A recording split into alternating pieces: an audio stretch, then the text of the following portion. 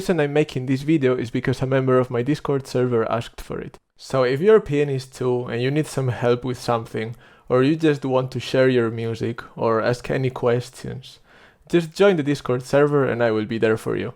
You will also find the document with my own fingerings for this passage in the Resources channel. You have the link in the description box. Okay, what I was saying yesterday, in this part, you can use 3 fingers at the same time. It doesn't need to be something like just 3 fingers and let the arm fall. Fall, and okay, and how to play these arpeggios then? Because we have a very long section from now on, full of these arpeggios, and what we're going to do is just try to... Okay, the way to practice this, first you have to learn the notes. Otherwise, if you have to be looking at the score all the time, you're going to be much more distracted than you should. So, starting from the beginning, for example, you can learn 2 bars.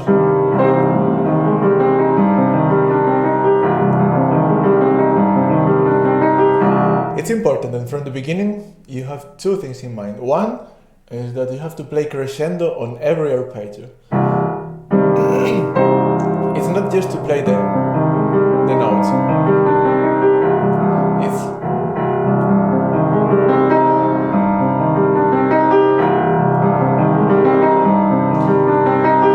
It would be a nice idea, sorry about that again, that when you are practicing it from the beginning, the slower you play, the more exaggerated everything needs to be. So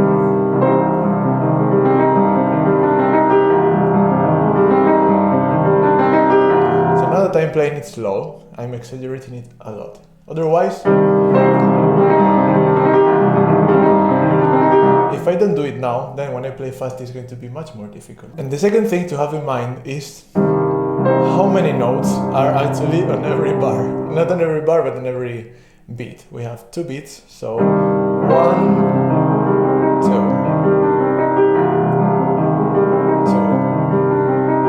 So my trick is when you have 8 notes,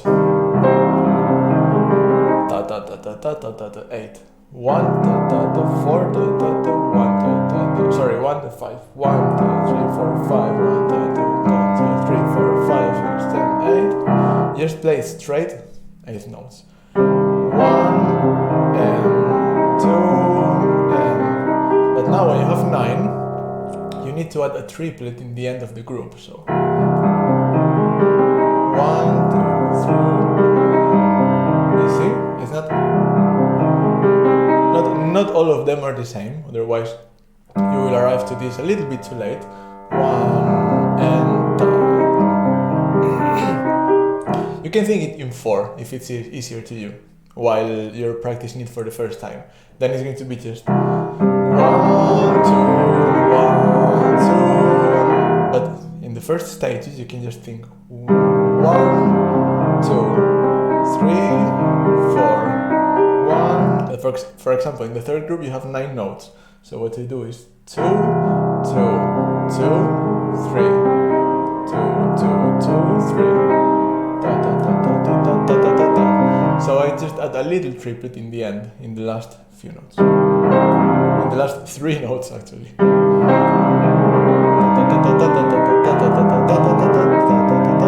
You see?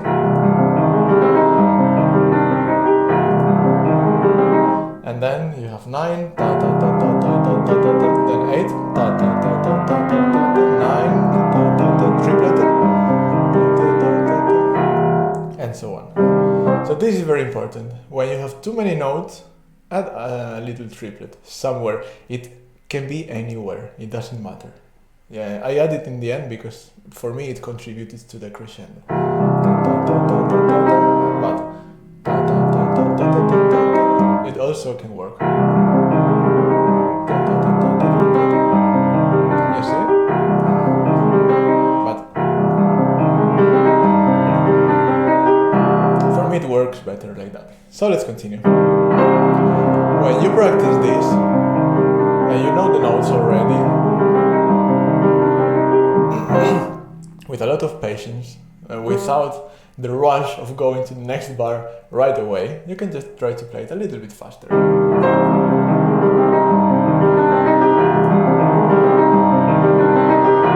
You need to play the crescendo from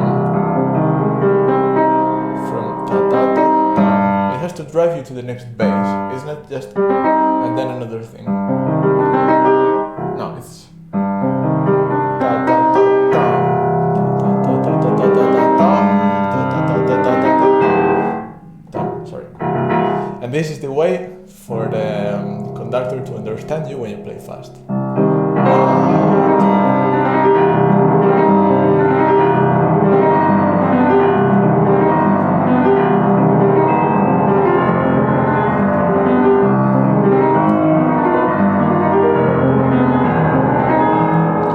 So I'm playing crescendo on every chord, every bass is powerful, so everything is clear. If I was the conductor to myself, I would have it very easy to say 1, 2, and 1, 2, and...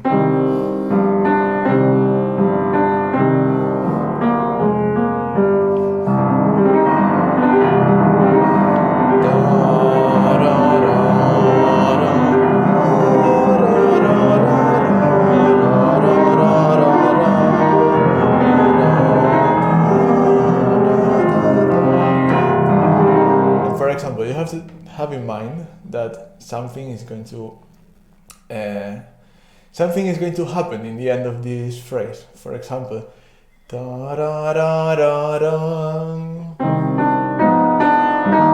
phrase probably is going to go there, and now less, and the phrase closes and then it starts again. But so you cannot just play a lot of arpeggios, all of them the same. No,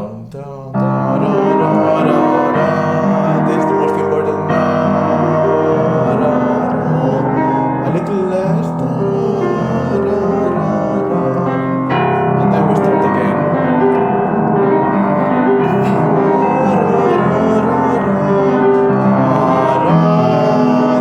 Very important. The same after that, everything goes down again. Oh, wait.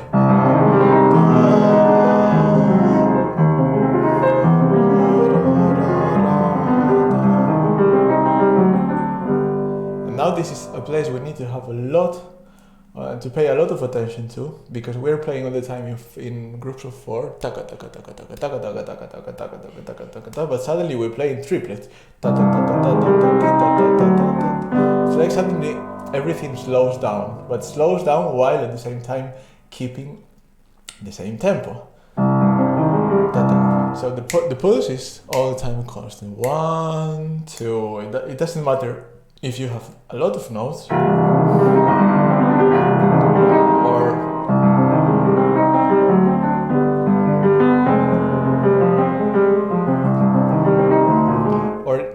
Or less inside, within a beat.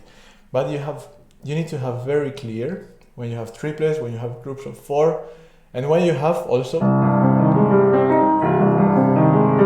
these little triplets in the middle of long passages. So do not rush.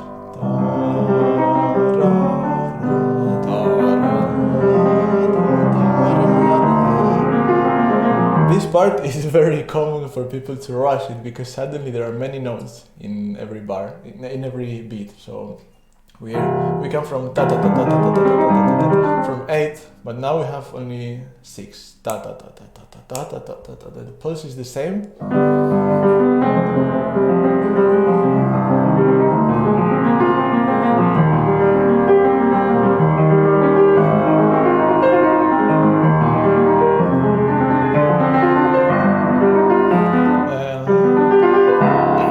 The pulse in our head needs to be all the time the same.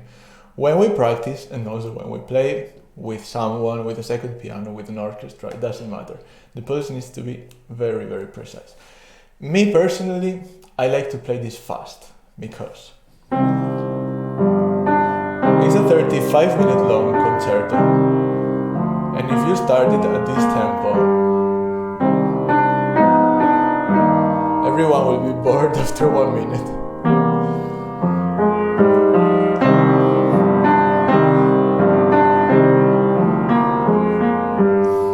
I like this tempo much more because it also allows for some flexibility. You can stop a little bit more on some chords and start again.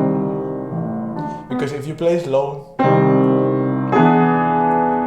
you cannot play so much ritardando because it will be even more boring.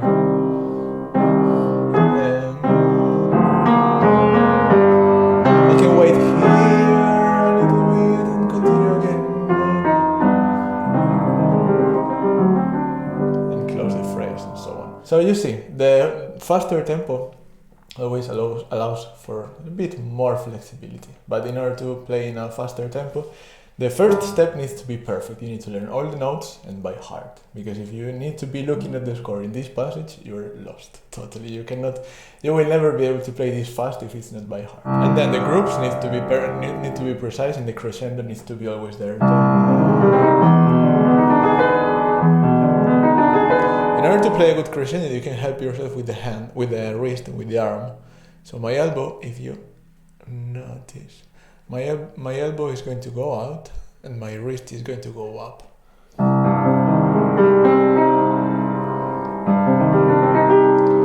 So if I'm practicing this slow, you need to exaggerate the movement.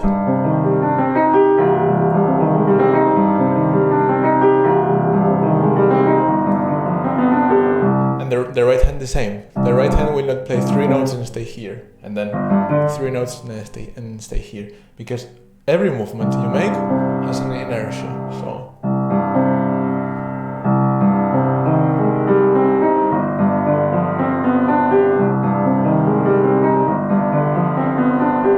you see, and it needs to feel like you're swimming. Then, of course, when you play fast, everything is going to be much more concise in here.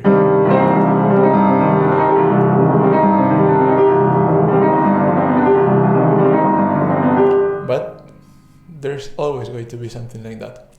And also your fingers need to be extremely active, because the wrist is fine and it helps, but it has to help something. If you don't have perfect articulation in the fingers, this will help nothing. In fact, this will make everything even more blurry. So the fingers need to be all the time in a good position, not like this, but like this. Very active. And this just helps, okay? So just feel the inertia of the movement, the same way as if you're playing football and you kick the ball. The foot is not going to stay here. Imagine the ball is here, so you're not kicking and staying, right? You're letting your leg go. Or when people throw in basketball, no? They do not throw, they accompany the movement. So you need to accompany the movement always. Let's continue. Then, for example, here you need to appear. Because this harmony needs to sound very rich, very full.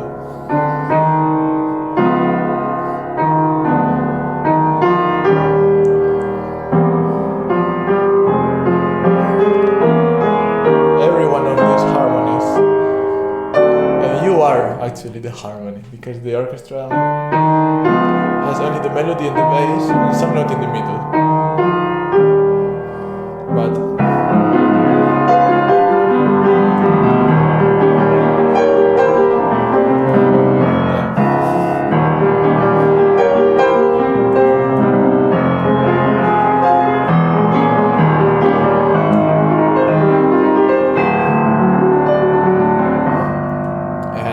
that's it. Just continue now playing arpeggios. This is the climax.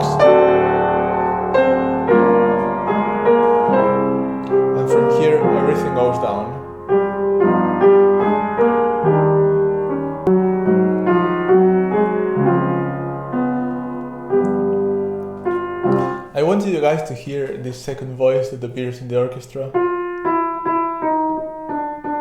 That is creating some beautiful harmonies in the middle, because it starts on this note.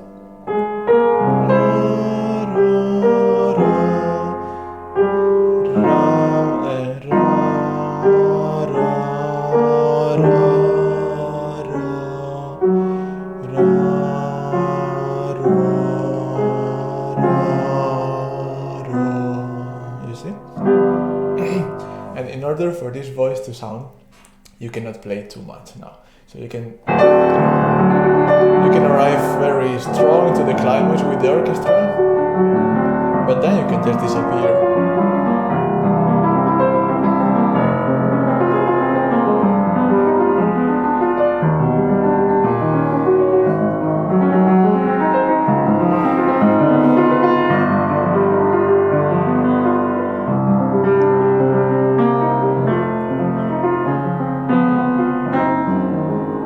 Now here you can bring out some inner voice. This is where the orchestra plays, and you answer. The orchestra plays, and you answer. And then you play together. So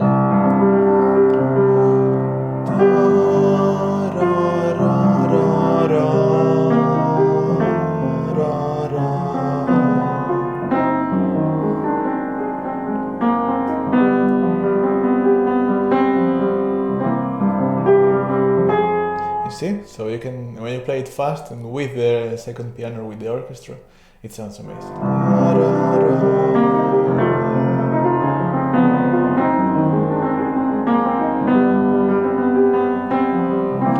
And how to bring out the voices? This is the question.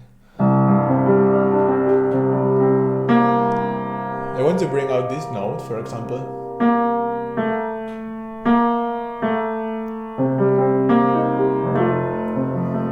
So I just play with the thumb instead of like this, because this part of the thumb, this part, has a lot of power, and if you use it, you can easily bring out some second voice.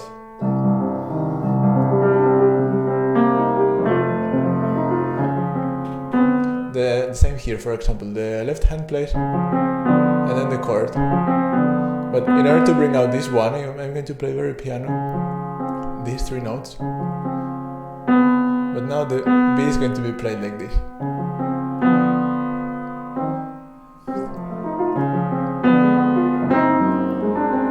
Now the same here, but you can do and thumb again, or try to bring it out with this finger. So you need a little bit more of power.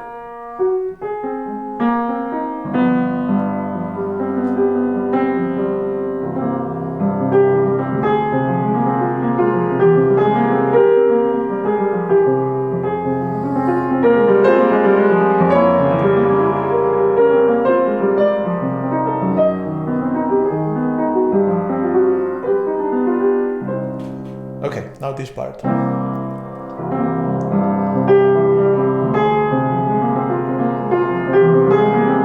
So first, the left hand, not the left hand, the accompaniment, because it's divided in between the two hands.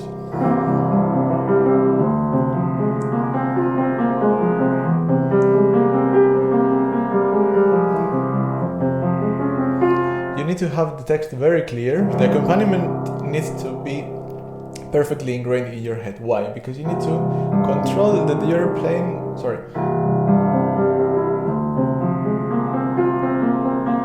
not a single note can sound too much.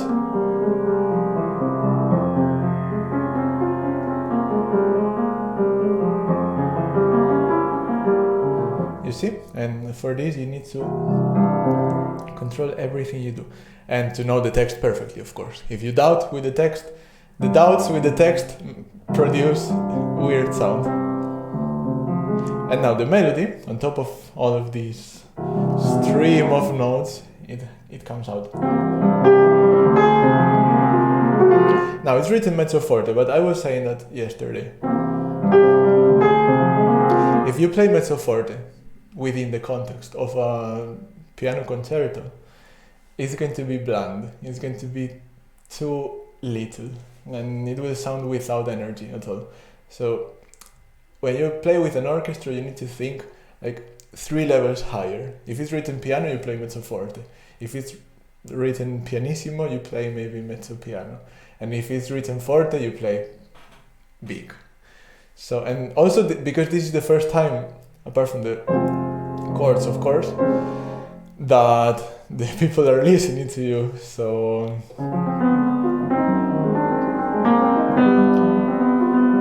okay, they hear you a little bit in the second voice and so on, but now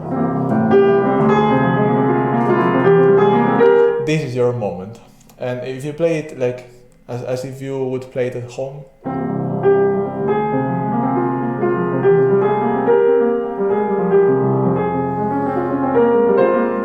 you see it doesn't have so much energy.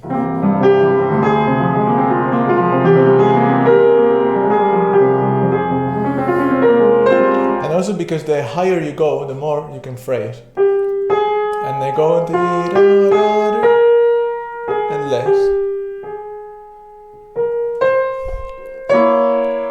But if my top is here, then if I go lower than that, it's a little bit too bland. For example, this F. First is accompaniment. You hear, right? But then it's melody.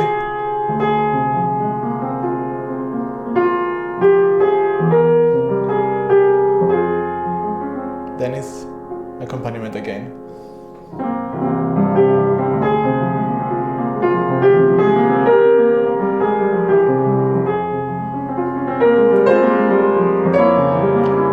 And now the B flat, for example. Listen to it. Have it in your head. Now it's accompaniment. But now it appears as melody.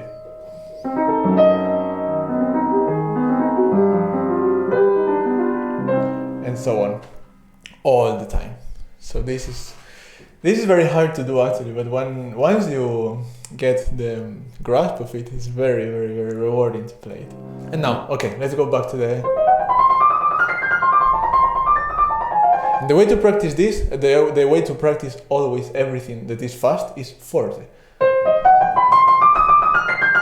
And move the fingers and articulate correctly, because otherwise they are going to get used to be lazy. So if you need to play at this tempo, the only way to make it clear is to practice it forte, so that every finger works.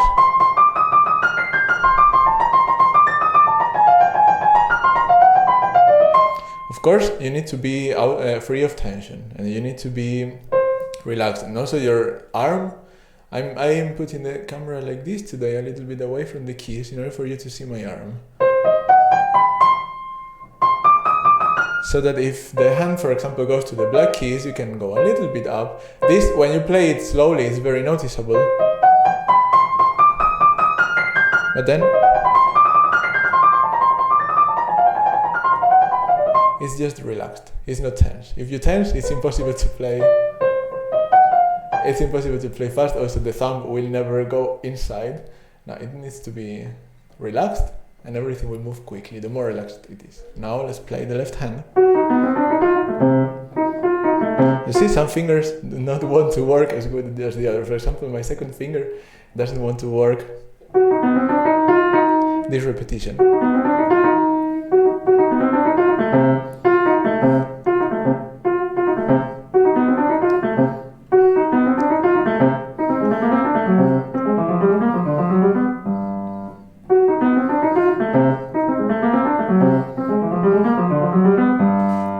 Okay, so let's try to play both hands separately first. Wait, that was not totally precise. We cannot allow any mistake to happen.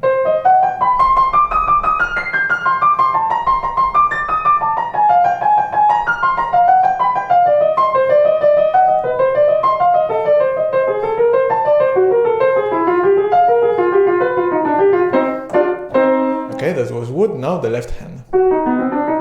From the beginning. Okay, now that both hands kind of work together, work separately, now comes the most difficult part, to play them together. So we're going to start very slowly and very small parts, maybe not even a whole bar, just a group of 6 notes.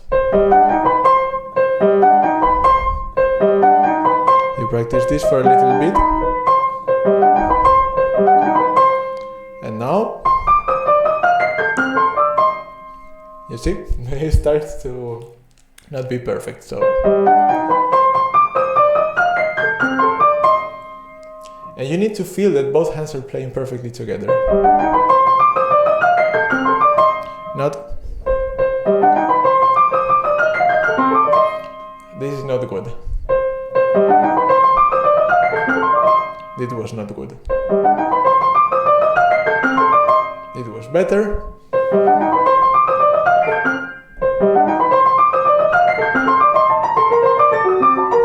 And like that. For example, the next one was a little bit more problematic.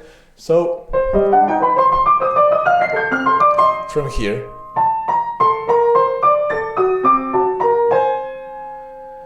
and you just repeat and repeat and repeat.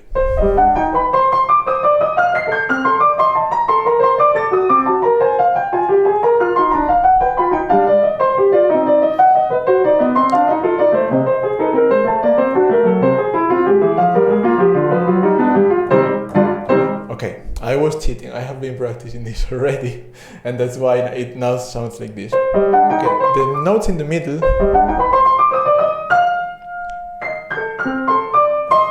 are not giving me enough confidence. I'm just playing them, and it doesn't work.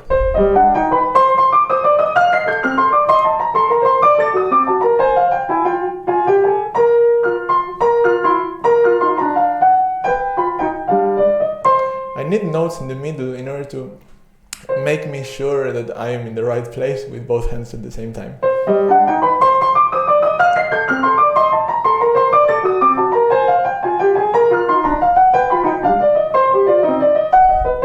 And for example, now in the left hand, it's difficult because the note that needs to be giving me confidence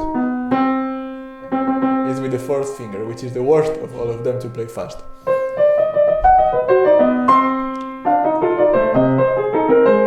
Again with the 4th finger here, so we need to pay special attention to them. It's a very good practice to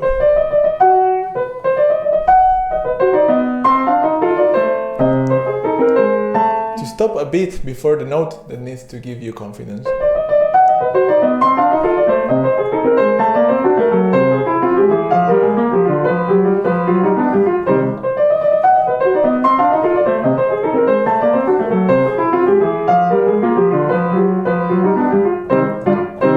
You see, so now when I play fast,